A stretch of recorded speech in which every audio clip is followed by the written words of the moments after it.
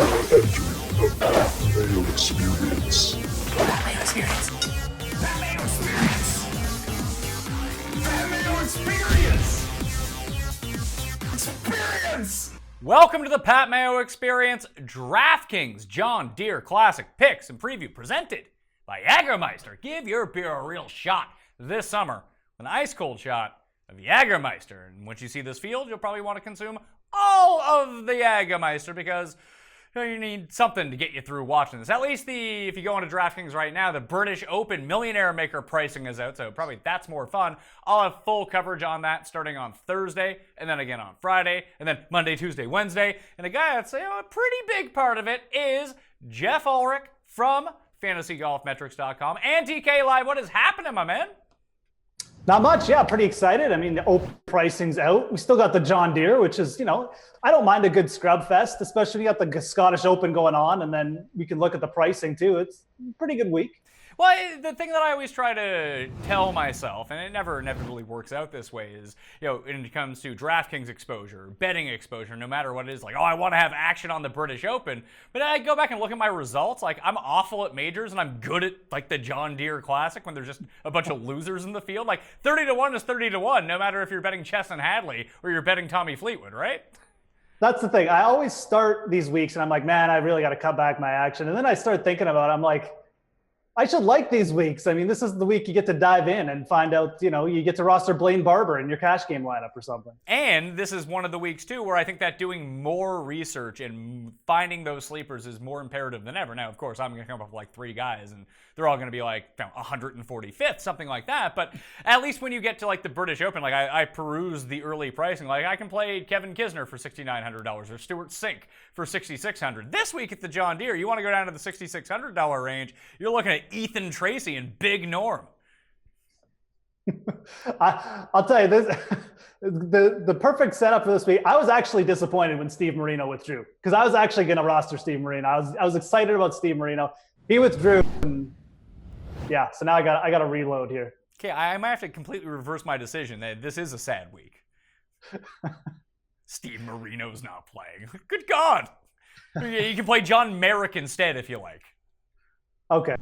See, there you go. Not bad on approach last week. Couldn't putt. So we'll see how that ends up working out for him. I do want to let everyone know that for the video version of this show, if you give it a like and leave your DK handle in the comments section and your single favorite play in the $6,000 area, you have been entered in a draw to win 20 DK bucks, which is a free entry into the DraftKings British Open Millionaire Maker. So you might want to check that out. There's another separate giveaway from Monday's show with Jeff Feinberg, so you might want to watch that as well. And if you're an audio listener, whether it's iTunes, Spotify, TuneIn, Stitcher, Google Play, Google Music, and all the other ones, iHeartRadio, if you leave a review with your DraftKings handle in the name, it's not a pick, it's not anything, just leave a 5-star review, maybe something nice like, hey, I like Geoff Ulrich's haircut. It looks super sharp on video. I can't believe I'm only listening to this on audio. Still, 5 stars, DK handle, boom, you're in the draw for that too. Very few people actually enter the iTunes audio reviews and the Stitcher audio reviews, so it's a good spot to get in if you want a chance to win these 20 DK bucks. But let's get into the John Deere Classic. Obviously, it's a very top-heavy field in terms of the elite players, if we're going to consider Molinari and Bryson elite at this point. But compared to these guys, they are. So what do you think is the best build to do here? Do you do stars and scrubs and really pack in the guys at the very top? Because we look at some of the previous champions of the John Deere Classic, and it's all really good names. Zach Johnson, Steve Stricker, Jordan Spieth, even Ryan Moore and Brian Harmon, Bryson DeChambeau. These guys aren't like scrubs who are in the field. They were guys near the top. So do you take as many shots at the top end as possible and hope to get lucky with a few flyers? I mean, it comes down to what you think about the guys in the 8 to 9K range. I mean, how much trust do you think Chris Kirk, David Lingworth, Wes Bryant, in my opinion? I do like those players this week. For DraftKings, at the same time, I really want to get exposure to a guy like Zach Johnson or maybe Bryson. It's tough because you don't want to go too far down in this field. But that being said, I mean, I mentioned Blaine Barber off the top. He's 7K. There are players like him in the low 7K range, which have upside in this field. And look, we do see a lot of top players win here. I mean, obviously, Stricker, Bryson, whatever. But we do see a lot of weird names in the top 5 here. Like Rick Lamb was top 5. Wee Kim has top 5 here. So For DFS, I don't mind getting a little bit scrubby this week, maybe even dipping down into the high 6K range. You don't want to go too far past that, but I do think a stars and scrubs approach here, like you said, if you put in the research, you can probably get paid off if you go with the right names. So when we're building our core players, what are you looking for statistically? Because I really tried to boil it down to approach as a part of ball striking, but approach isolated by itself, ball striking. And I actually threw putting in, and I just chucked in proximity ranges from 125 to 150, 150 to 175, and kind of let it ride with that. Yeah, I mean, this is a week we're weighting putting definitely a little bit more than usual for sure. We always usually throw it in a little bit, but this week it's weighted more. Those ranges are pretty much the same ones we're targeting too, 125 to 150, and then just above that as well. Other than that, it's kind of also just looking towards who, in my opinion, who's been in decent recent form, whose putter hasn't been so ice cold that you can't trust him here as well. So looking at those key ranges, I think, is a good idea. You want guys who are going to be hitting it close all week, because if they're not getting the birdie chances, they're not going to drop. So proximity from 125 to 150 is a popular range, and even 150 to 175, I think. I also think par 5 scoring is a bit of a deal here, although it can be pretty volatile. I mean, there's 3 short par 5s on the course. Most of the winners and the top 10 players here have really just taken advantage of these shorter holes. So that's something to consider as well. Maybe recent form with par 5 scoring. Also, recent form with par 4 efficiency from 400 to 450 is something to consider as well, because there are a lot of those shorter par 4s on the course that players are going to have to birdie. Yeah, there's 4 of them from 450 to 400 to 450. There's 3 from 350 to 400. So when we look at the overall skill set of players, like I was talking to Feinberg, he really likes Patrick Rogers, and a lot of that has to do with his T2 when he gagged it away to Bryson last year in this spot. Yeah. But it just seems like shorter hitters not necessarily have an advantage, but it seems like their disadvantage in most weeks is just completely out the window because everyone's hitting it in from 150. Yeah, absolutely. I mean, this isn't a week to look at driving. It's really not a week to look at much off the tee, to be honest. I mean, I don't want someone who's spraying it so badly that, they're going to find water where there isn't water or something like that. But at the same time, as long as someone's been fairly consistent over the last couple starts off the tee, or over the last couple months, I'm not too worried about what they're doing off the tee here. I'm looking more about second shot and in for sure. This is definitely what you'd call, a second shot and in course. Yeah, it's basically wedges and putting. That's what you're looking for. I'm looking on fantasynational.com right now. And hey, if you subscribe and become a member for on Tuesday or Wednesday to build your John Deere lineups, that carries over the 1 week. So the weekly membership actually gets you TPC Deere Run with the John Deere Classic and Carnoustie in the British Open. So now's a really great week to test the waters with Fantasy National. Only $8 for a weekly membership, so you might want to get in that. I might have a draw coming too, but that won't be until later, and you don't want to miss out on the John Deere. If you're watching this, you care about the John Deere, and you care about winning on DraftKings. The Fantasy National, single best thing you can get in your arsenal with lineup generators and stat models that are easy to use. The mixed condition model, which has really helped me over the past 4 weeks, really churn out a lot of profit in terms of DraftKings. And Russell Henley saving my ass on Sunday last week kind of went a long way for me, but hey, he was the one who rated out highly. It just took till Sunday after he was out of it in order for something to happen. So when I'm looking at it right now, I'm looking at the course breakdown of the average top 5 finishers from the past 5 years. Strokes gained approach is 3 times more important to guys finishing inside the top 5 than strokes gained off the tee. It's 4 times more important than strokes gained around the green, and putting is about equal with it. So putting and approach, that's why I isolated those 2 things. Putting, approach, let's go. Yeah, absolutely. I mean, you nailed it. I mean, the only player who's really scrambling came into effect here was the year, I think it was the first year Spieth won, or maybe it was the second year, I can't remember. But that outside of those winners, you look at the stats from the recent winners, and they're all players who hit a ton of greens during the week, were very high up in strokes gained approach, and just putted well. So you're looking for guys who's going to be able to put you in a top 10 putting week, top 10 strokes gained approach, and not just for winning, but for DraftKings purposes too. You want players who are going to rank highly in both those areas. Those are the players who are going to have the upside as we get later in the week, not just make the cut, but also have the upside for a top 25, top 10 finish. Yeah, I actually weighted birdies are better gained in my model as well as I went through it. So just to kind of talk about those proximity ranges a little bit, over the past 24 rounds, your leaders in proximity gained against the field from 125 to 150 yards are Nick Watney, Zach Johnson, Ryan Moore, Keith Mitchell, HV3, Aaron Badley, Brett Stagmeyer, Wes Bryan, Chris Stroud, Matt Jones, Richie Werinsky,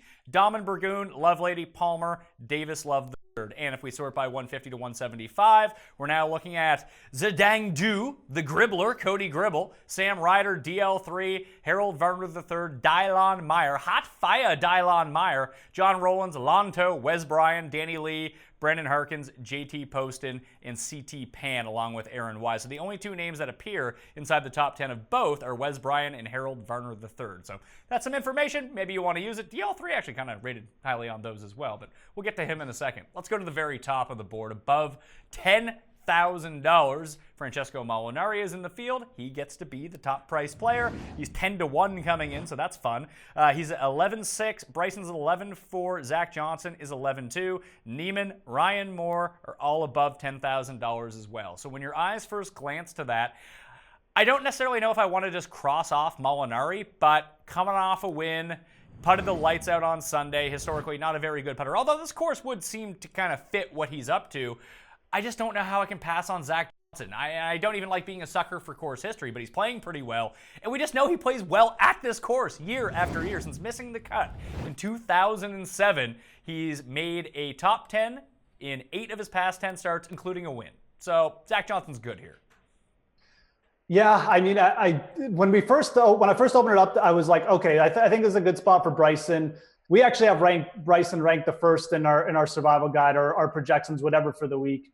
But I agree. I mean, I look at these three, and it's not like we have Molinari and Zach Johnson ranked way lower or something. They're all very close. But when I look at the three, I kind of want to roster Zach Johnson too. Not only the course history, but of the three players, who is the least likely to look ahead to next week? It's Zach Johnson, because he considers this like his fifth major, basically. He comes here, he makes his money, he loves the event. I would rather roster Zach Johnson as well. Again, statistically, everything looking, we have Bryson ranked first. I don't hate Bryson. I do think this is a good course for him. I mean, it's very technical. He can get out of his compass or whatever and measure his putts, but I kind of lean towards Zach Johnson. Yeah, I mean, Bryson is the defending champion, so it's a decent course fit for him. I think I would go Zach Johnson, then Bryson. I don't know if I'm going to play the rest of the guys. Ryan Moore's won this event. He's 10-2, but you talked about just looking at putting, and we know putting can flip, but it's so frustrating. Just because it's not like Ryan Moore, actually, he might be a part of a feature group this week on PGA Tour Live, but like you don't normally get to see him in the morning, so you're following him through Shot Tracker. It's like, oh, middle of the fairway. Oh, Ryan Moore to 6 feet for birdie and he 3 putts. It's like, what? Come on, man, like make one of these. And maybe this is the week it just flips back the other way, but like he's just been so frustrating to own. And Neiman's right there. I love Neiman. He actually rates out really well for me over the past 24 rounds. He's number 1, just ahead of Bryson DeChambeau in the stats that I ran, but I just feel like everyone's going to be on him, aren't they? Yeah, especially with guys tweeting out stuff about how if he was ranked, he'd be like first in every statistical category. His scoring average is like 68 right now. I mean, it's pretty sick what he's doing, to be honest. At the same time, he's 10-4 now. He's coming to a course he hasn't played. This is a trickier venue than it looks. I know it's a birdie fest and it's actually an easy course, but if your putter runs cold, it almost doesn't matter how well you're hitting it. So some of the advantage that Neiman was getting, in my opinion, on some of these other courses, he maybe won't have here. And I know he's been putting okay too, but some of these guys up top, they know the course better, and they're just better putters at this point in his career, more consistent putters, I guess you'd say. So this isn't what I would say the greatest spot for Neiman. And especially at 10-4, I don't really want to roster him at all. That being said, he is at the top of all these statistical categories we've just been talking about. So if you're going from a pure stat-based point, he's fine. I do think that I would rather just pay down. I'm on you with Ryan Moore and the Ryan Moore sads. Look, I took him at Travelers over Bubba like a complete moron, but at the same time, he's got a good course record here. So if I'm going between those two, I'm probably going Moore, but I'd kind of rather just go down to that range I talked about off the start, the Kirk Wes Bryan range, I think. Well, let's talk about the 9K. Actually, before we leave the plus 10K guys, so for me, Zach Johnson's my top play. Then it would be DeChambeau. Then it would be Neiman. Then Molinari. Then Moore. That's the order that I would rank them. How would you set them 1 to 5? I mean, I would probably go out of those guys. I do like Zach Johnson just from, the course history bump. And I'd probably go Bryson second as well. And then Molinari. I would probably go Ryan Moore over the other two guys that we just mentioned. Maybe Ryan Moore, then Kyle Stanley. And like I said, I'm fully fine fading Neiman this week. If he burns me, he burns me. But I do feel like this venue, not the greatest spot to roster him at 10-4. Well, okay, if we drop down to this level, now we got, let's see here, who do we got? We got Steve Stricker, 3-time champion at 98. Then we have Kyle Stanley at 97, Chesson Hadley at 95, Austin Cook, then Wes Bryant, and David Lingmerth at $9,000. I have a feeling people are going to sleep on Stanley this week, and Hadley's probably my single favorite play on the board. I can see myself, if I don't go into that $10,000 level, just starting a lot of teams with Kyle Stanley and Chesson Hadley and rolling the dice that I can figure out better off from like the middle $7,000 range than having to drop down into the sixes where, I mean, it's just a crapshoot down there. I'm definitely with you on Chesson. I mean, I feel like, especially at 9.5, he might get overlooked. People have been rostering. We talked about this off the start, just off air, but people have been rostering this guy all year and betting him and stuff at like 40-1. He's under 10K in a crappy field. He's been one of the most consistent players out of all the players we've talked about, outside of maybe like Bryson, the entire year. So why not get on him here? I mean, he was 25th here last year. I think he shot one round like 63 or 64. And he wasn't in as good form as he's been this year. So I think this venue should be fine for him. I don't mind Kyle Stanley at all. Like I said, I mean, I'd probably put him in front of Neiman, quite frankly, from a value perspective too. And as we're going down, I do feel like David Lingmerth is someone, we had him ranked really highly last week.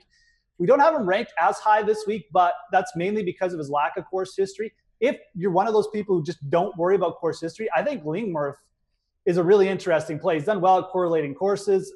His approach game is starting to come on, and his putter was already putting well. He putted well last week too. So he's looking for me like a really prime tournament pick, in my opinion. The irons did come back last week. He gained over 4 strokes. Before that, he had lost. At the Travelers, he had lost. Like the Travelers, I think in terms of approach shots, you're going to see very similar distances. Like the TPC Deere Run is shorter than last week at Greenbrier, and there's a par 5 added into the mix this time around as well. I don't see enough from Lingmerth besides like one round where he kind of pops and then he kind of treads water the rest of the time. That just 9K is such a steep price to pay for him. And like I think I would almost rather, like I said, I like Hadley, I like Stanley. I really like those two. I probably won't play Stricker just because those two guys are right there. But I would feel more comfortable with Austin Cook than I would with David Lingmerth this week. Austin Cook, yeah, I mean, I always seem to miss out on Austin Cook. I don't know if I want to pay up for a guy who's – and again, Lingmerth, more of a GPP play, an ownership thing, and he's probably my swerve pick off a guy like Austin Cook, who's going to come in with some heat in terms of ownership because – But do you think that he is going to come in with some ownership? Because like people are going to pay for the plus $10,000 guys. Like Molinari is not going off at 6%. Zach's going to be like 20-something percent. Neiman will be something up like that. And I have a feeling that Hadley will end up being a popular pick. People will play Stricker. Just I don't know how much ownership is left for Stanley, for Cook, for Wes Bryant, and Lingmerth. Like I like Wes Bryant more than I like David Lingmerth. I mean, I like Wes Bryant more than I like Lingmerth too. We haven't gotten to him. I mean, I think this is a good spot, and I don't mind paying up $9,100 for Wes Bryant. He's despite his awful season, it's been all because he can't hit the ball off the tee properly. He's figured that out a little bit the past few starts, and now we're coming to a venue where it doesn't matter as much. He's really done well in the key proximity ranges that we've been talking about, and I just think that this is like the ultimate setup for Wes Bryant. Anyways, he's already kind of proven that with 2 top 10s here over 2 starts. So I'm with you on Wes Bryant. Austin Cook, maybe it's just because I haven't looked into him enough this week, but for right now, I do like the way Lingmerth is trending. If you are right, if we get to like Wednesday and the ownership projections on them are both, maybe I'll just fade both or something. But I don't mind Lingmerth. I mean, I would stick to the call. I think his putter is heating up, and I do think he's the type of player who can get contention in a tournament like this. All right, so single favorite play from this range. Would you say it's Stanley or Hadley? From the 9K range, it'd actually be Wes Bryant. Okay, so Wes Bryant then Stanley.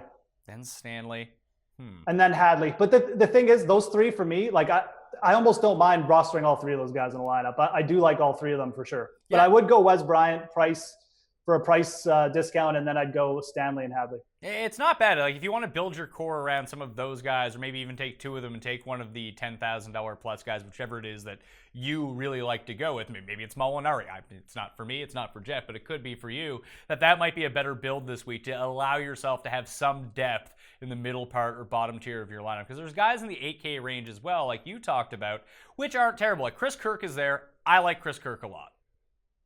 Yeah, there's no reason to hate Chris Kirk too. I mean, this range is really strong that we're talking about. I mean, from about 97 down to 89, there's 4 or 5 players who I'm quite big on. And again, I don't mind rostering 2 or 3 of them. And Chris Kirk's definitely one of them. I mean, we haven't seen him play for a while, I guess is the only worry. And he's got a little bit of the Ryan Moore yips too on the greens. He hasn't really had a good putting stretch yet this year. Maybe it comes here, but his strokes gain approach and his performance in the proximity range, I think he's top 20 and 125 to 150, and his recent form in that area too is very good. So nothing wrong with Chris Kirk, a player I'll definitely want exposure to. Yeah, so I like Chris Kirk. I know a lot of people are going to be on Patrick Rogers. I'm going to be off of Patrick Rogers this week. Everyone else can have him when he wins. All of you in Feinberg can go cash your checks. Hey, no, you know what? I agree. I'm actually with you on this. I've been riding the Patrick Rogers train. I'm off him here too. I mean, if people are going to chase the T2 from last year, I know he's putting well and around the green he looks good, but he's had chances to get going over his last couple starts at the similar venues, and he hasn't done it. And I don't think it's going to pop here, quite frankly. So I'm 100% fade Patrick Rogers this week. If he gets me, he gets me. I don't really care at this point because I've already put too much money into him. Yeah, I kind of feel the same way. He's been okay, but maybe he pops here. It's a steep price to pay for Patrick Rogers. Chris Kirk is my favorite of the $8,000 players. The other ones that I like, I have a lot of interest in Kevin Streelman, just based off that he kind of burned a lot of people last week, but rebounded on Friday pretty well. And I doubt he gets caught in a bunker here and spends 8 shots trying to get out again, and which is the only reason. He sucks around the green. Well, that's fine. Yeah, but we can talk about how much he sucks around the green. However, if you have to use your around the green game here, you're a lost cause anyway. No, that's true. It's a good point. I mean, I just wanted to bring it up because, like, I don't think people realize how bad he is. Like, he's like a 10 handicap around the green sometimes. So, just something to note about Kevin Streelman. He's hitting it really well. It's no different than Chesson Hadley, really. Like, when we're now in a spot that de-emphasizes how good your short game needs to be. Because, again, if you have to rely on it, that means you're not making birdies, which means you're not coming close to winning this tournament. So, if you just take away that part of his game where he immensely struggles and you just get him to hit greens in regulation, he's a good putter. He's good with his irons, and he can't hit into the woods here. So it seems like a good spot for both those guys. And Keith Mitchell's the other one. I just look at guys that generate a lot of birdies. And once you get from $8,000 and below, like, you're not dealing with a whole lot of quality. And Keith Mitchell, where he's trapped right in between, Aaron Wise is right there, but he's trapped specifically right next to Strowman, Kelly Craft, and Kevin Tway. I feel like all 3 of those guys will be more popular than Keith Mitchell. Yeah, no, absolutely. I mean, I think we talked about Keith Mitchell just earlier today, but, you know, he's one of those players where he's going to give himself birdie chances. It's just a matter of, can he get the putter going enough? And he's a player I could see missing the cut and, like, not even hitting it that poorly this week, like getting to like -3 and still missing the cut because the cut's going to be like -4 or something probably. But at the same time, if he does start sinking putts, I mean, he'll shoot 64 one of the days. So that's kind of the similar story with Streelman. I don't mind either of these players. I'd probably avoid them in the cash lineup, but I view them as really good GPP plays this week because, like you said, not going to be heavily owned. But if they get it going, they're probably going to like top 5 because they're both hitting it really, really well. Well, the other guys in that range, you have like Landry, who I have some interest in, Brian Gay, who's been solidly making the cut every single week. It seems odd just to go away from him here. And then you have like Danny Lee. Aaron Wise hasn't made a cut since he won, yet everyone's all over Aaron Wise again this week. He actually rates out really well if you look at his short-term stats, but a lot of that has to do with the Quail Hollow. Like, even if you look back at like the past 24 rounds, all his Quail Hollow stats and all of his Byron Nelson stats are all included because over the past 4 events he's played, he's only accumulated 8 rounds of data. So he's still getting weighted towards the back end of his really good numbers if you want to break it down that way. I see people betting Aaron Wise. I kind of understand it. I get that he's a quality player, but like, he has 0 form right now. Yeah, I agree. I mean, it just from a pure value perspective in this field, you're getting a really good number and stuff like that. And for DraftKings purposes, 8,500 for some upside in the GPP lineup. If you want to go there, it's fine. He's certainly capable of getting to 20 under on a course like this. I might consider him from DraftKings. I'm not gonna go there with anywhere else. But you're right. I mean, it really is since Quail Hall, since his win, whatever, his last good time out. I mean, he hasn't done much. So it is, you know, if he keeps going this way for a couple more weeks, basically, you're going to see him drop down a lot of models and stuff like that. And I'm just not really prepared to gamble on the fact that he's just going to turn it around all of a sudden this week. So he certainly could, but he certainly could have done it like his last time out too, and he didn't. So I'm just going to avoid him. Any love for Andrew Landry, who can apparently putt on bent grass? Andrew, not really. Not at 8,700. I don't know. Here's the thing. When we start talking about like Andrew Landry and Patrick Rogers and all these guys at 87, 8,600, Brian Gay at 8,600, are they substantially different than the guys that are at like 7,600? No, and that's the thing. And that's why I said before, like that range that we were talking about before, 97 to 89 seems really strong to me. And it's mainly because the range underneath it, I don't like at all, really, other than maybe like Streelman down there or even like a little bit of Keith Mitchell. I'm just not really big on any of these players because you basically just said it, took it out of my mouth. The guys below them are basically just as good or better. So why not just pay down, skip that range? That's probably what I'm going to be doing this week. So the two guys who I figure will end up being the chalkiest of anyone this week, we're looking one at Joel Dahman, coming off, I remember what happened last time during Joel Dahman week. He missed the cut. And Harold Varner III is only $7,400. Both rate out exceptionally well for me. I like them both as statistical plays. I was even telling Feinberg on the pick show that I might just bet these two guys and completely fade them in my DraftKings lineups because they're going to be like 20% owned and they're just not that good. I agree. I like HV3, but he's another player. I like him too. And even like when you look at key proximity ranges, he's just popping right off the charts. But you're like, I know when was the last time everyone owning HV3 really worked out? Yeah, exactly. HV3 comes through and he's like 1% owned and he's missed a couple cuts and then he just starts pinning it and he sinks a couple putts and all of a sudden he's like 15 under. But yeah, HV3 chalk week, I'm going to pass too. Again, he's almost like Keith Mitchell in the fact that he could come here, not even hit it that poorly, but putt poor enough to miss the cut. And I just don't want to be on a guy that chalky who's got that capability. And I mean, I know it's a weaker field and stuff like that, and pretty much everyone in this range has that ability, but he's just not a good putter overall. And you'd really need a really top 10 putting week to do really well here. And if he's going to be that chalky, I think he's an easy fade personally. JT Poston at that range interests me. Brandon Harkins has been really racking up the birdies. Corey Connors, tee to green, has been basically better than almost anyone in this field. So I'll just swerve to those plays. I got no problem fading HV3 for DraftKings. Yeah, I mean, what about someone like Andrew Putnam at $7,600? We were all about Andrew Putnam, and it looks like he has hit a wall. He's now lost on approaches in his past two starts, and he missed the cut last week at the Greenbrier.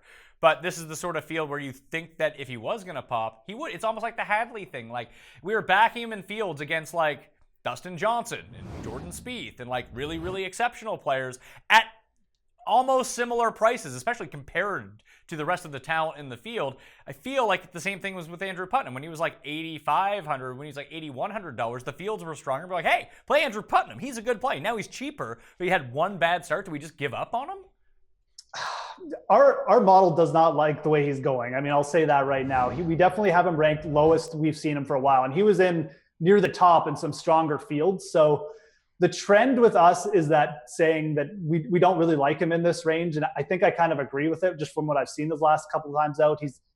He has seemingly hit that proverbial wall. Doesn't mean he can't turn it around. We don't know what's going on through his head. Maybe he just had a couple of bad rounds and he's feeling good now.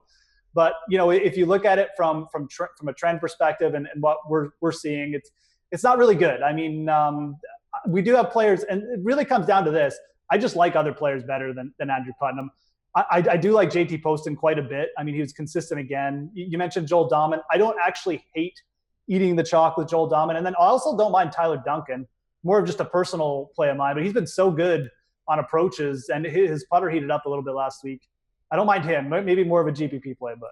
Hey, you can never really go wrong with T-dunks. I'm big on T-dunks. So in the $7,000 range, there are guys that rate out really highly inside the stats that I've ran over the past 24 rounds. Andrew Putnam is not one. He is outside of the top 20. He's number 33 in what I've come up with. But Dahman is number 4. Burgoon is number 7. Harold Varner is number 10. Corey Connors is 12th. And I weighted putting in this, and Corey Connors is still number 12. So I'm playing Corey Connors and praying he just hits it to 1 foot every time.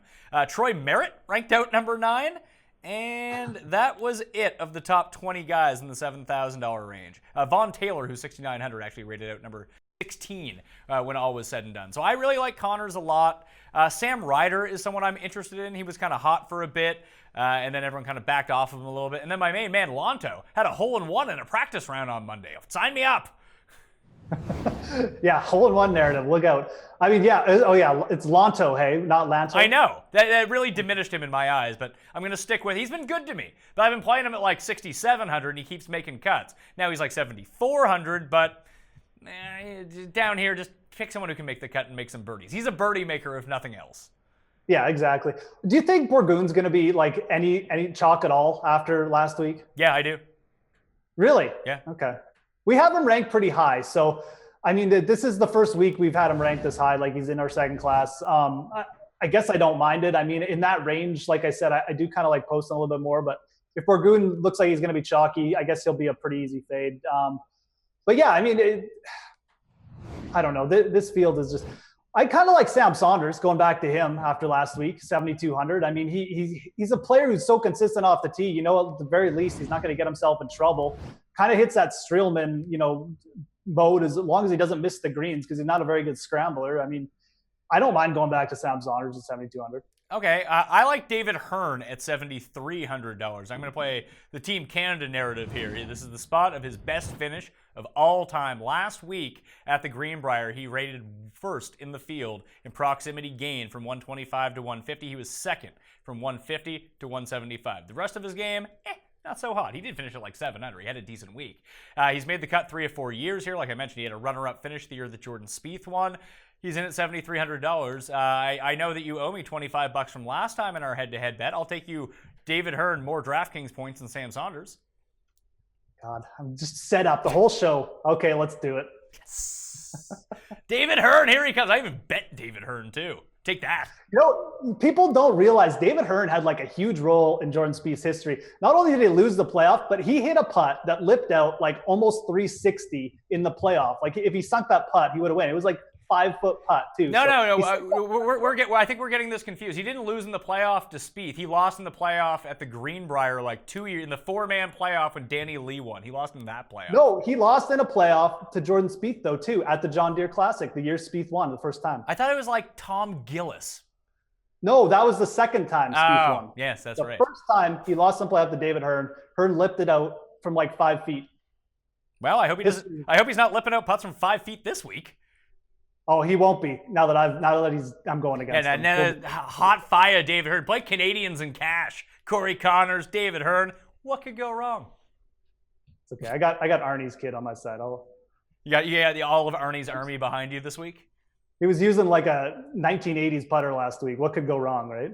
I suppose so. I mean, we have that, and you can just have whatever putter Tiger was using, and it'll be fine. But what was that putter anyway? It's literally like from the early 2000s. I don't know. It was some kind of Odyssey 2 ball, but it was around in the early 2000s. I know that. So all right. So Arnie used it. Like Arnie actually used the putter himself. So that tells you how old it was. Is there anyone else in the $7,000 range that you think that we should be considering? I like Blaine Barber. He rakes out a pretty well. His recent form has been over his last 3 or 4 events. Really coming on personally. Proximity wise, he's ranked well in a couple of spots we've been talking about, and our Survivor guide likes him too. I mean, he's got some course history here, so we factor that in. It bumped him up a little bit. I do like him as a player as well. He's a guy who can do a little bit of everything good. He's pretty straight off the tee, and his approaches when they get going. Like I said, this is a good course for him, in my opinion. Yeah, what about Hot Fire Dylan Maya right next to him? I mean, I don't know enough about him. I do know he's a talented player. I mean, he's one of those young kids where sometimes it's just good to just run them at these cheap prices until they start falling, the wheels fall off, right? I mean, obviously he's on a high right now. He's only $7K in this scrub field. I mean, I wouldn't put anyone off him, quite frankly. He's played well last time out. Well, do you think that everyone's going to eat the chalk and take some Chad Campbell and eat all the course history?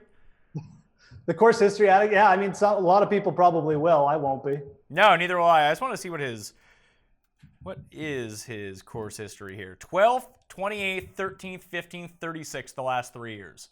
Chad Campbell, who sucks. I don't think he's ever missed a cut here. I swear to God. Yeah, he could be that guy, and watch him do it again. You said you talked about corollary courses with here. It's funny, the ones that I've found just where I see crossover success, not necessarily stats-wise, but Kapalua was one where guys who win here tend to go on and like do really well at Kapalua, and the Masters was the other one. The Masters. What? The John Deere. Just look at the guys who have won at this event. They've also like won at the like Ryan Moore plays well at the Masters every year now. True. That's true. No, I mean, hey, the bent grass greens, I mean, easy to score par fives. There is something to it, I guess. The other one I kind of noticed is Colonial. I mean, Steve Stricker's, I believe, won both. Spieth plays well at both. A little bit tighter off the tee at Colonial, obviously, but at the same time, it's a less than driver course. So that's another one I definitely would give some weight to. All right, 6K range. Like I said earlier, give the episode a like, leave your DraftKings handle and your favorite play from the $6,000 range. You got anyone? Oh, man. I mean, I was trying to figure it out before we went on because I haven't really dove too deeply into the 6K range here. But okay, how about this? I'll throw out some names. You tell me whether you like them or not. Big Norm. The Panda? Yeah, I I don't like the Panda. It just reminds me of Pablo Sandoval. Okay, Big Norm. We'll go with Big Norm. I like him better than last week. Let's put it that way. I mean, a bit of easier course. The stress of not being in your first event with all the eyes on you and people getting tweeted out like you're the next Michael Jordan. I don't mind getting back on him as long as he's not like 40% owned. There's another guy, the NCAA individual champion, Brock Everett, is in the field, local guy. He went to the Mackenzie Tour and missed like 4 consecutive cuts, so that's probably not the best. But that's probably in your backyard, right? The Mackenzie Tour? Yeah, I mean, there is actually an event that's like literally 10 minutes here 10 minutes from my house here every year. Awesome. So Lee McCoy won it one year. The guy who's like tweeting out racist stuff or whatever at one time. That was Lee McCoy. Didn't he come like 4th at Valspar one year? Yeah. All right. So anyway, this Brock Everett guy's been playing down there. I actually know nothing about him, but he did win the NCAA singles championship. He's the minimum price. Does that interest you at all? Not really. Okay. Let's see here. I don't know who Chris Smith is, so that's not good. For some reason, we have Stuart Appleby ranks kind of high. I'm gonna have to ask Steve about that. I don't know what Stuart Appleby's been doing, but it's okay. The only ones inside like the top 50 in rankings, stupid Robert Garrigus is in there, who just crushes my soul every single time I play him. How is he like the only guy to hit double digits over par last week? I mean, wasn't it like Robert Garrigus chalk week? Yeah, that's why. I mean, that basically explains it. Just don't roster Robert Garrigus when he's more than 5% owned. I mean, you just make your life so much better. Vaughn Taylor ranks 16th in my short-term model over past 24 rounds. I don't mind Vaughn Taylor, actually. Brett Stegmeyer, 31st. Brent Stegmeyer? Yeah. John is 32nd. John makes some sense here. I mean, this is a Johnny Huh course. I mean, he likes these, less than driver, not big off the tee, but gets the wedges going. I'm not huge on him. He hasn't been doing much for us lately, so I guess that's like an okay for me. The only guy that I really like here is someone he played really well last week with the approaches, lost every. He normally loses so many strokes off the tee. Very Wes Bryan-esque off the tee, but it's the Gooch. He's $6,900, and if you can mitigate how much that matters, the irons are pretty good, and the guy can putt a little bit. Yeah.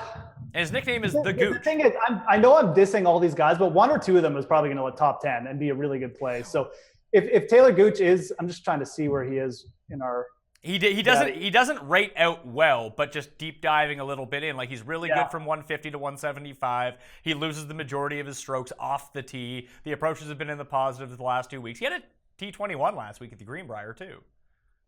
Yeah, no, I mean absolutely. He is a player who's like really popped with his approaches in the past. So in a weaker field, that's going to get magnified. So I absolutely don't hate it at all. I mean, at the very least with Taylor Gooch, we have some history that we've seen him do it on the PGA Tour as well. So this is probably the type of venue where, he might actually pop up with a good week.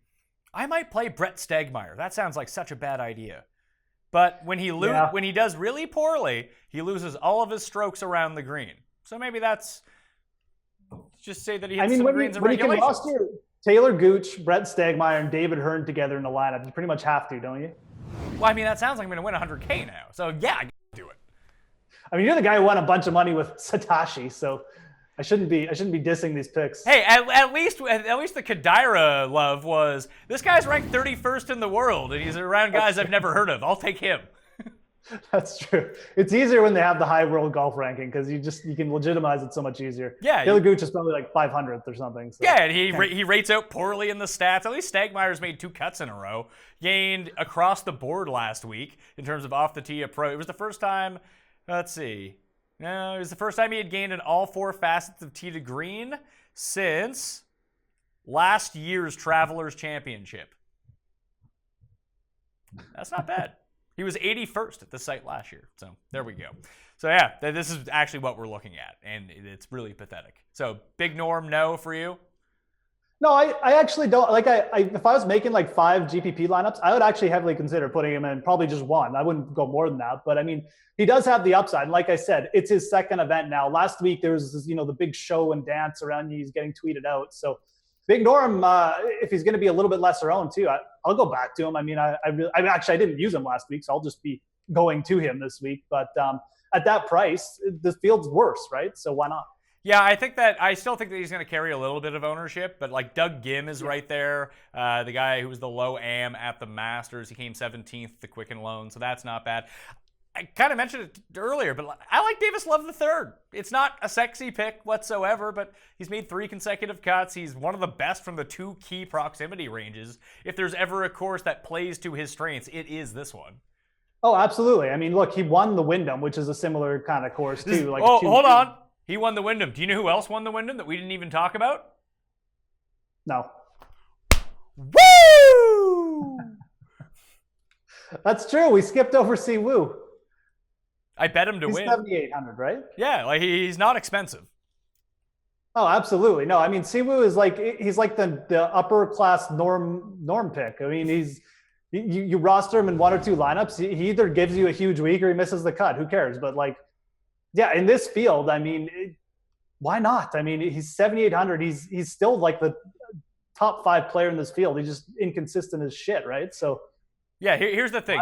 Just don't go super overweight on Siwoo Kim, and then when he misses the cut by making 8 consecutive bogeys somehow, then you won't be too tilted by it. So it's exactly. Not the end of the world. Just don't put too much faith in Siwoo. Let him surprise you. Do you know what Siwoo's price is for the British Open?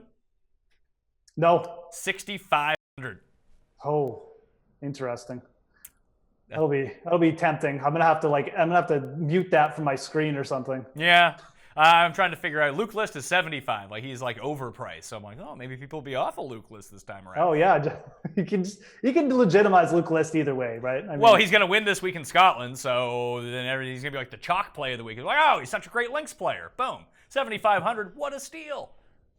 Yeah, if Luke List wins this week in Scotland, I mean, we'll figure something out, but I'll do something special for you, Pat. Okay. All right, that would be. Listen, you wouldn't need to, because all my Luke List love would have paid off. It just took a year to come to fruition. But hey, I'll tell you what. If Luke List wins, we'll give you a free membership to Fantasy Golf Metrics. Okay, not that you need it because you got your own site, but we'll give it to you anyways. Okay? Hey, listen, the more memberships I can have, the better, Jeff. Exactly. Yeah.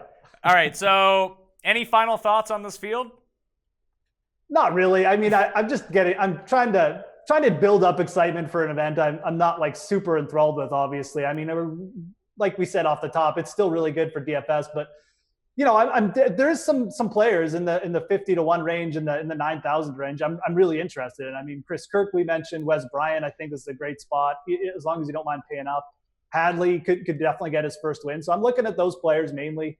I'm not too big on the scrubs at the bottom end of this field, but definitely do some research because we always see guys pop up in this field with top 10s, weird guys like Rick Lamb. So just keep that in mind. But basically just trying to get through this week, get ready for the Open. Any thoughts on the Scottish? I know you haven't dug in too much onto it, but any just plays you just like right off the hop? Well, I mean, I talked to you off the top. I mean, I like Matthew Fitzpatrick from a betting perspective. He's 50 to 1. He did actually have some experience on this course too. I think he qualified. I'm getting this from Smart Golf Bets on Twitter to his site, but he actually qualified here for the Open Championship a few years ago on this course when he was like really young. So that's good. That's a good course history thing.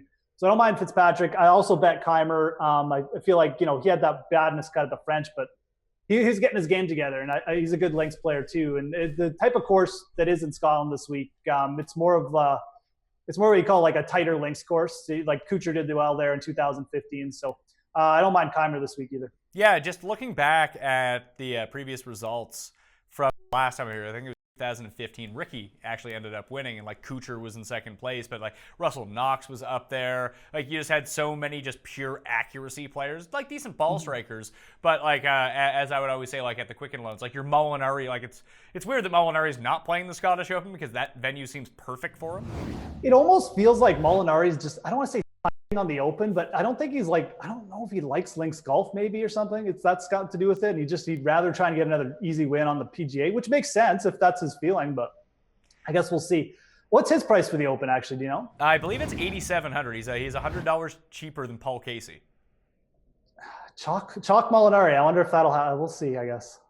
I mean, from my research on the course, like he is the type of player that I am going to be targeting. Like, yeah, I'm not targeting bombers. Like, unless there's like no wind and the bombers just like drive every green. Like, you need to have a modicum of accuracy on this course. Even just looking back at the last 2 times it was there, like, and you look who's up there. It's all like Jim Furyk and Tiger hitting stingers and all these sorts of guys. So I think I might go with like the shorter hitting accuracy. Like Steve Stricker had the low round in 2007. Steve Stricker wasn't hitting the green, off the tee very much. No, yeah, I definitely agree with you. I mean, it's going to be a good one. I mean, I know you like the Open, but Carnoustie is definitely like one of the top venues. So I'm getting excited for it already. Patrick Reed to win the British Open? Man, Patrick Reed is, every time he goes out, he's like 10%, under 10% owned. And I'm sure he will be again this week or next week at the Open. But absolutely, man, like, especially for DraftKings, if his ownership stays low, I really like that play. I was just trying to figure out, like, where's the trap price? So Stenson's only $8,200, which I know he withdrew with an injury this week. I have no idea how serious that is. Bubba Watson's $7,800. I will have zero of that. Zero Bubba. Like, just please, if you listen to anything Pat and I say, don't use Bubba at the Open. Yeah. Don't let someone talk you into it. It's just not worth it. But people are going to use him though. I know people will, because people will talk, oh, he's such a good price. And it's a new Bubba this year. It's not a new Bubba. He's just winning at the same courses he always wins at. Bubba. I tend to agree. I like it, and like he gets like Bubba places. Feiberg always talks about this. Like he goes to his happy place, and when Bubba can be joking around and being happy and shaping his crazy shots, he's gonna be really good. Like when he's playing loose, he gets real out of his element when he's not in America. Oh yeah, he hates Europe. Yeah. So, I mean, the Ryder Cup's going to be a disaster for him. This tournament will probably be a disaster for him. It'd be hilarious if he actually went over and played the Scottish, which he would never do.